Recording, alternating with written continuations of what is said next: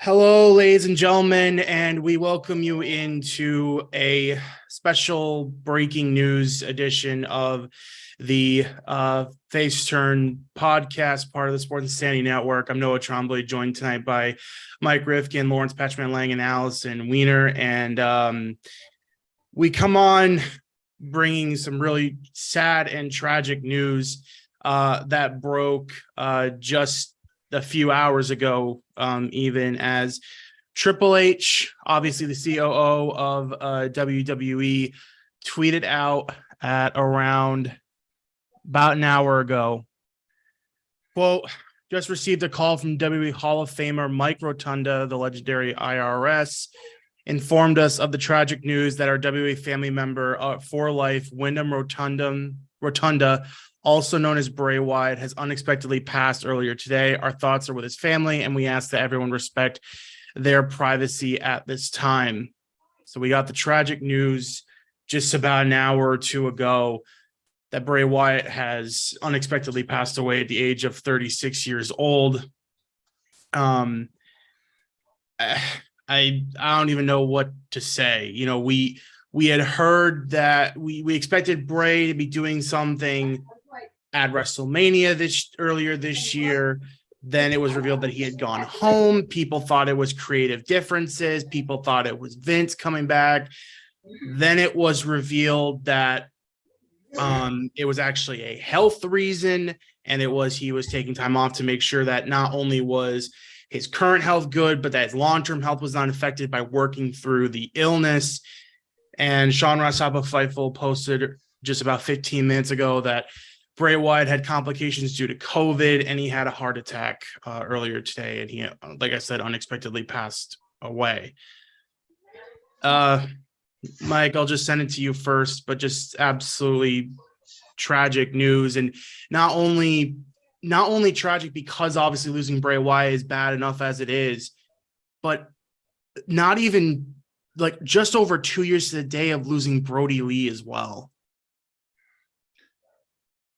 36 years old. Young. 36 years old.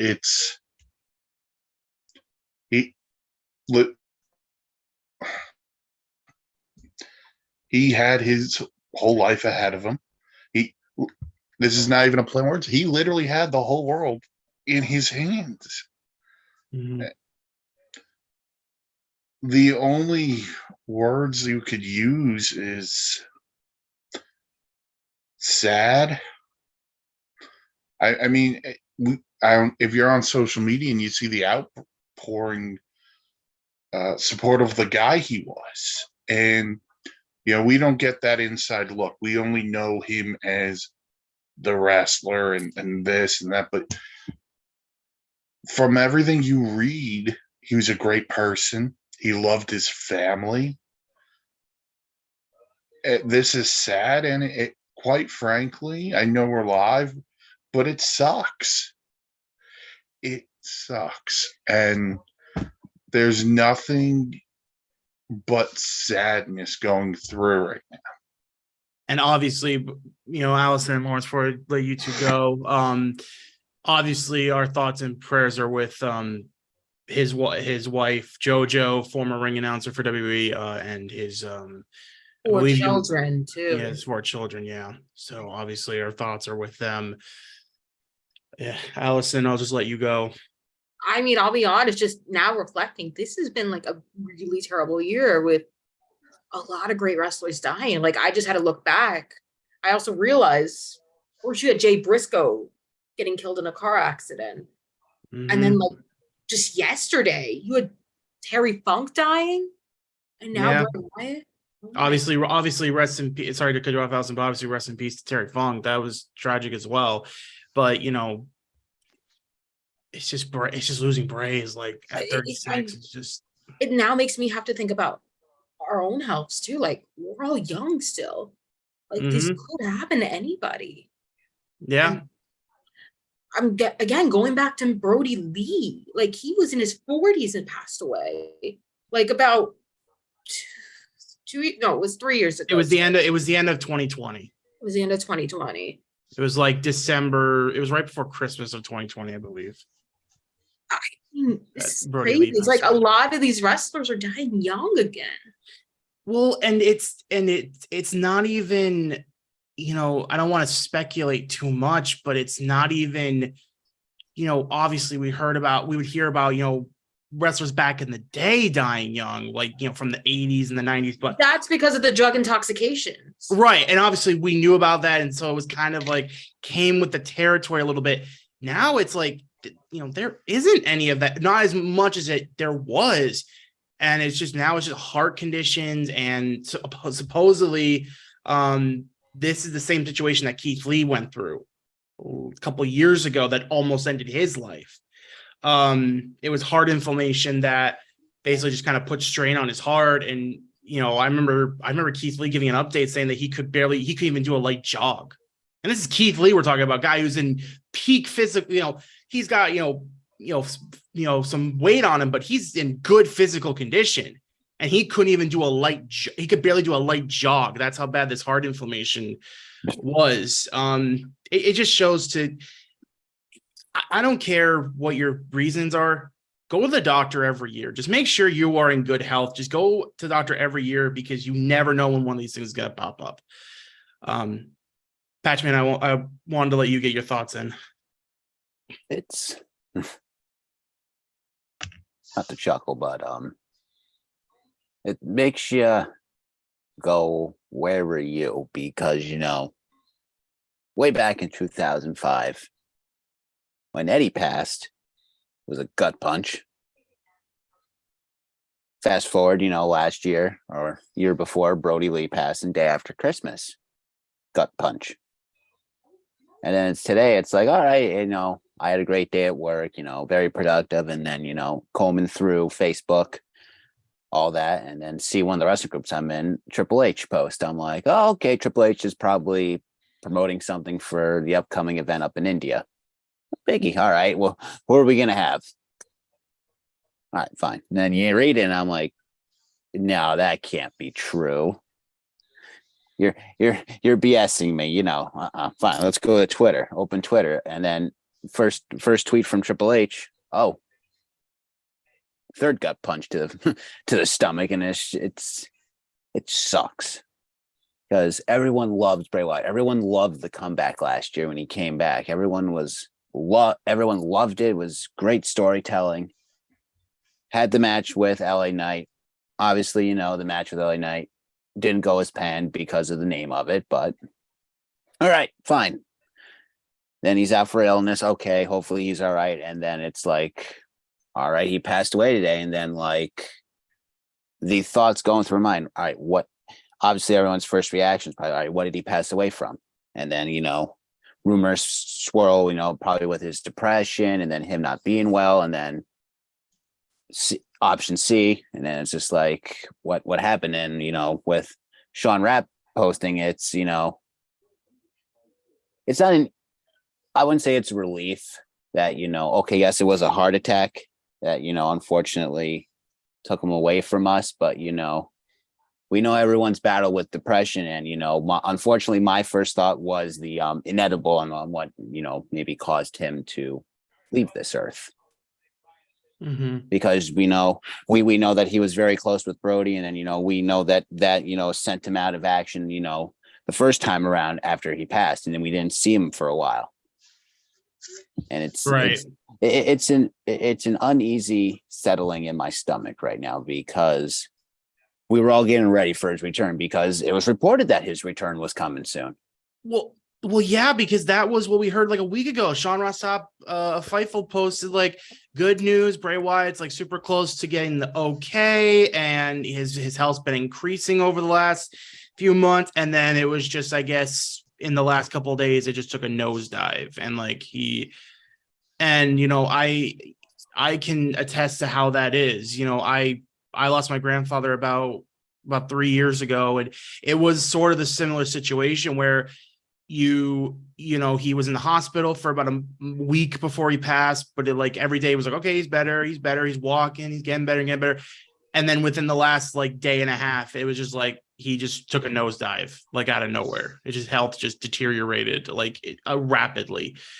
So it is just a reminder of just how how precious life is and how much you have to cherish it. And I mean, and just to lose, two legends within within a day of each other. Like we said, Terry Funk, passed away on Tuesday, Tuesday. on Wednesday. Tuesday or Wednesday. My bad, Wednesday. I thought it was yesterday.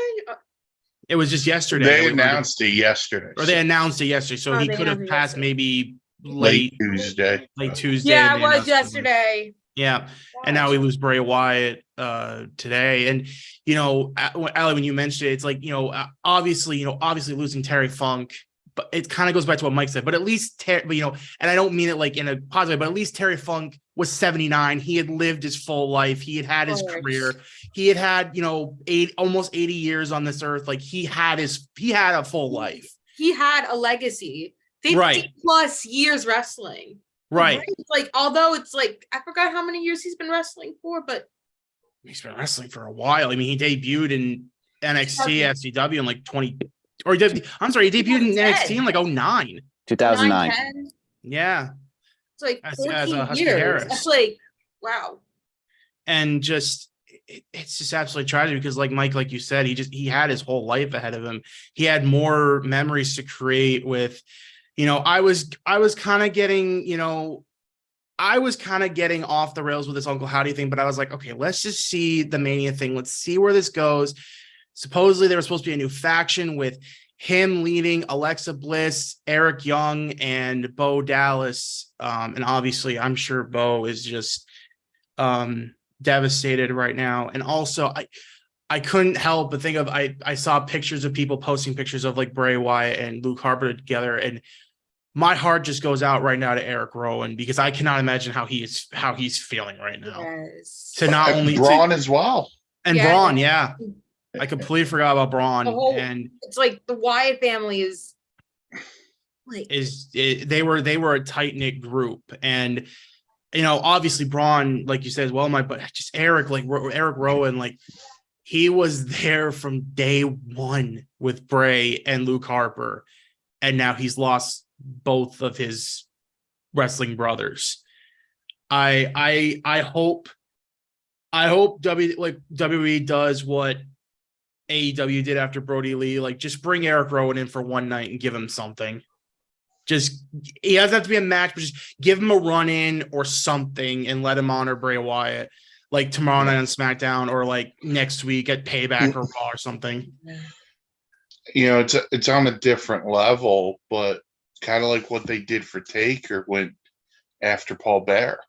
Taker comes out after this show and does the hand to Paul Bear. It's just he actually opened the show. He opened the show. I'm closed open. Yeah. the question is, because there's like not really anybody in the Wyatt family because Braun's out with an injury. How do you open the show? If there is not a 10-bell salute tomorrow night, I'm going to be disappointed. Like, and I think you There's can make. got to be a 20-bell salute at this point. Well, they already did like the tributes to. They did the tributes to John Huber, aka Brody Lee, and I remember I guess there was like an unwritten agreement that like AEW, since he was with AEW, they did the 10-bell salute, and so since Bray was with WWE, that they will. I would assume that it would be like they will and Terry Funk as well. You got to think and Terry Funk as well. 20 bells right there for a double salute. Well, again though, they don't do 10-bell salutes when it's someone, like I said, who's lived full life and they just pass away due to old age. So as much as like Terry Funk should be honored, I think you'll probably get the 10-bell salute, and you'll probably get a video package or tribute. It needs to, because Bray is not only a good wrestler, but he was one of the best creative minds we had ever seen in wrestling. And I mean that, period. And this is not like post-mortem, like, what's that word? Like infantilizing. Like there's none of that. He really was. Because I had to watch it after I heard about this. His legacy, and if you want his legacy distilled and how brilliant Bray Wyatt is, just watch the Firefly Funhouse match with John I Cena. just saw that as well. Oh my Because God. it is one of the best things WWE has done, period. The amount of callbacks, the way he just eviscerates the character of John Cena is one of the best things WWE has ever produced. And again, that is not hyperbole. That is not post-mortem praise. That is fact. That's one of the best things WWE has ever done. I think you could also look back a little bit and say what could have been, Mm-hmm. because he had the one run as the WWE champion, and it's like there could have been more. There could have been Same with his Universal runs. there could have been so many more opportunities. They did, when he comes in and they do the Cena stuff. They do the Daniel Bryan feud, which was really intriguing, and it just felt like every time the Wyatts were on the cusp of something, it was just like something happened, and then this happened, and you get this, and it's just like what could have been. He was even the stuff later on with Matt Hardy, like that was great. It was fun. Stuff. It was definitely fun for the time. Entertaining. Yeah, that is always the hardest part about these types of things, because he hasn't built his legacy yet. It's like I said, it's like the difference between Terry Funk and Bray Wyatt. Obviously, are both tragic, but at least Terry Funk got his legacy and he created it and he lived his whole life. And so there's no what if anymore. There is, he made his legacy. He had his career. Bray had probably some of the best years of his wrestling career ahead of him. I mean, was he the best in-ring worker of all time? No. But again, the character and the storytelling that Bray had, his mind was just, like I said, it was brilliant. Stuff he created, just watch his promo abilities. His promos are so good. He is, if he had been around longer, he could be up there as one of the best talkers of all time. But I think, unfortunately, with this getting cut short, we might never know. And just, if you're someone who hates crying or anything, I keep away from the promo he gives after he returns and the SmackDown promo he gives, because I could not stop shedding tears at that promo now. It takes on a whole new meaning of right now.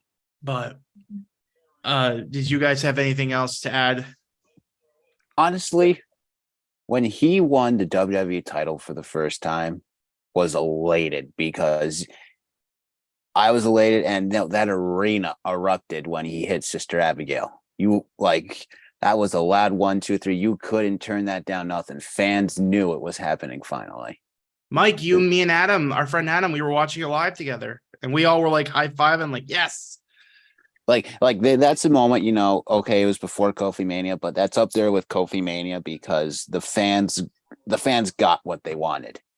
Mm-hmm. And granted, it wasn't the run we wanted, because, with the match with Randy at Mania, okay, it for what it was, okay, who cares with the match? But, him winning WWE title was awesome, because it was something that, we thought, oh, Bray Wyatt's an elimination chamber. He's going to be the first one out. And then, Bray hangs on from the first elimination, second, third, fourth. It's down to, what was it? Him and Daniel, who was it? Him and Styles. Him and AJ. Yeah, him and who was the champion? It's down to him and AJ. And then, all right, fine. Well, fine. AJ's WWE champion going to Mania. That's fine. Everyone would be happy with that too. And then Sister Abigail's hit 1, 2, 3. And it's like, we're getting Bray Wyatt as WWE champion going into WrestleMania. No one had that on their bingo card that year, probably. No, not until the pay-per-view Elimination Chamber. As soon as I heard it, I was like, Bray's got to win this. It's like, there's no way. Just him winning, that he's, he's one of I think it's 58 people to win the WWE title now, or one of 60. I have no idea. How many single people have won the W title, he's one of those people, and it won't be erased.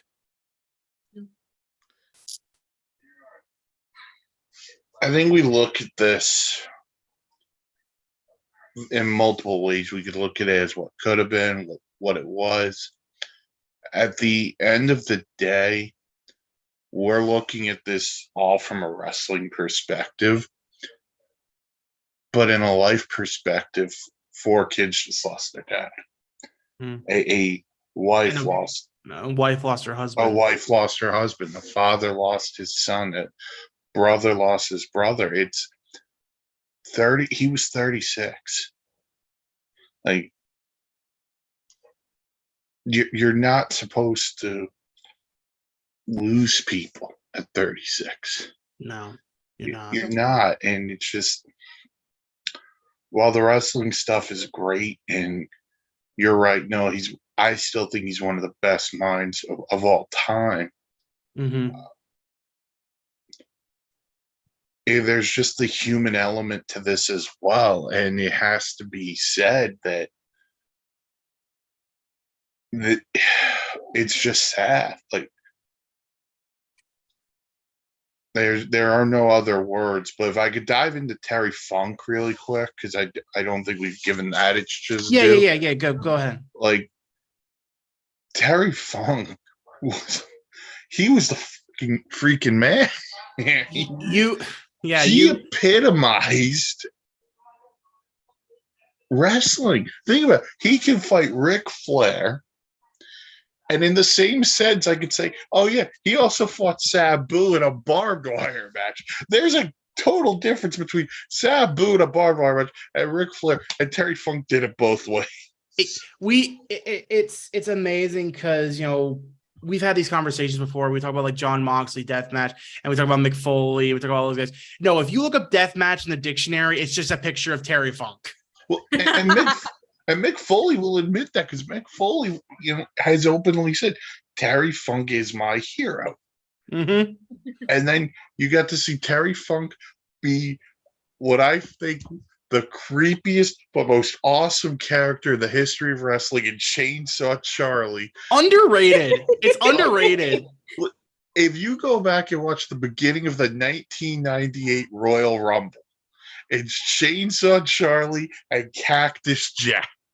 Yes. And it is the most fun 90 seconds to 2 minutes in the history of 90-second to 2-minute fun. What kills me about it, Mike, is that it's so obviously Leatherface, but they obviously don't have the rights to it, so they just call him Chainsaw Charlie. But it's clearly Leatherface.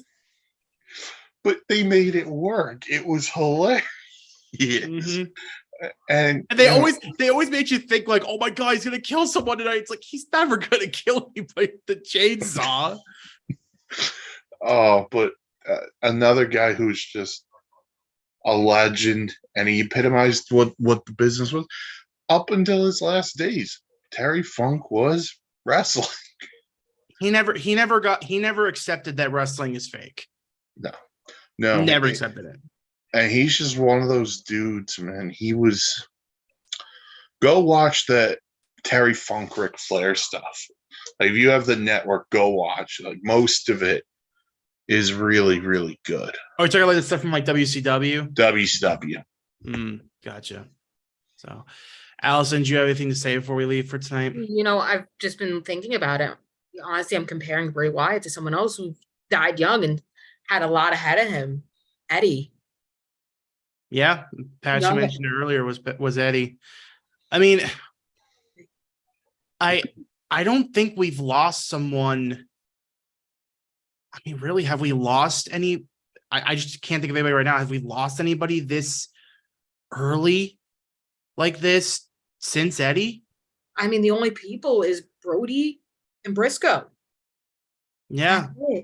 But I mean, in terms of WWE, like, I mean, there's the one after Eddie, but we can't mention that one. Well, there's the one after Eddie, but that's we don't talk about that one. We don't talk about that one. But like, just a wrestler dying tragically, not from his own meanings. But right. I don't think we've had anybody like this, like someone who was with WWE, currently like active, basically, like I said, active wrestling until his illness showed up. I really don't remember anybody since Eddie that this has happened. I mean, before Eddie, you could always go to the Owen Hart situation too. But that was an accident. I mean, I know, but still kind of a similar circumstance. It's similar under contract. circumstances. Similar. just- I get it. I- You know, I mean, go on.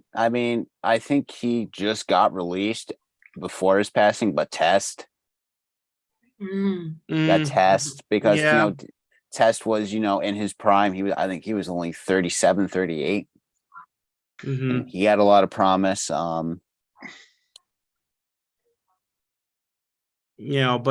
someone who was, like I said, actively with WWE in the prime of his career, creating current stories, and then to go, like I said, I don't think I remember anybody like this happening since Eddie, and that's why I think it's so hard because,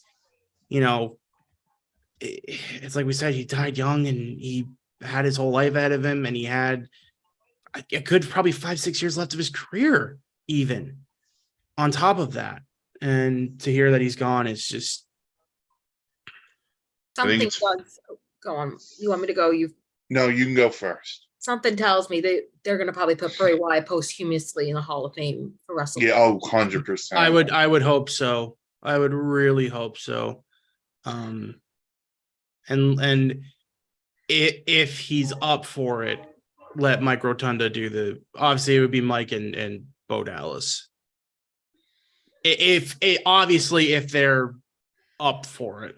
And if AEW would allow the Luke Harper to go into, you could have Rowan do the induction.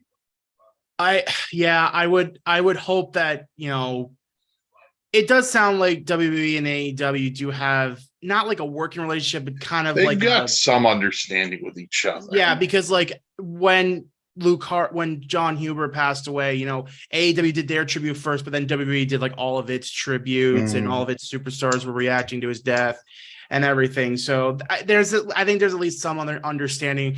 I would imagine either maybe on Rampage tomorrow night, or maybe at Collision, or maybe even at All In, there's a tribute to. I would hope maybe there's at least a graphic saying in loving memory of Wyndham Rotunda. And I think I they'll can tell- probably let it continue until Dynamite too. Yeah, They'll probably I can tell you right now, there's gonna be a lot of Bray Wyatt chants at All In. There should Oh, be. At least. especially he got the whole world in his hands. There should be something. So, but anyway, that's going to do it for this, again, tragic news update about Bray Wyatt and Terry Funk's passings on the Face Turn podcast, part of the Sports Insanity Network. We'll do our all-in predictions tomorrow night when we're all in a little bit better spirits than right now. But for Lawrence Patchman Lang, Allison Weiner, and Mike the Pun Master Rifkin, I'm Noah Trombley. Thank you guys for joining us tonight. Keep your family and loved ones safe. Keep them in, just tell them you love them every single night. And we'll catch